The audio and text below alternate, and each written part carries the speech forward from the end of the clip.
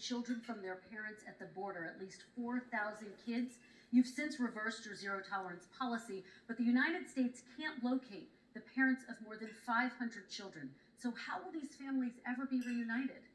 Children are brought here by coyotes and lots of bad people, cartels, and they're brought here, and they used to use them to get into our country. We now have as strong a border as we've ever had.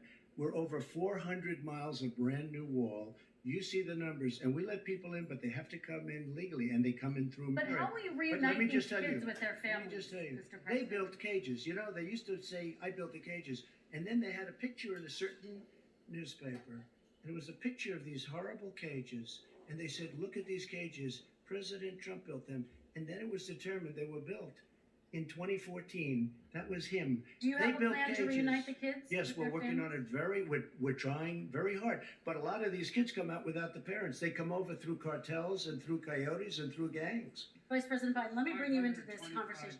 Quick response and then another question to you. These 500 plus kids came with parents. They separated them at the border to make it a disincentive to come to begin with. Big, real tough. We're really strong. And guess what? They cannot, it's not coyotes didn't bring them over. Their parents were with them. They got separated from their parents. And it makes us a laughing stock and violates every notion of who we are as a nation. Let me ask you a follow-up Kristen, question. they did it. We changed the policy. Your response they to did that? It. We changed. did not. They built the separate cages. They, Who built the cages, Joe? let's talk about what Who we're built the talking about. cages, Let's Joe? talk about what we're talking about. What happened?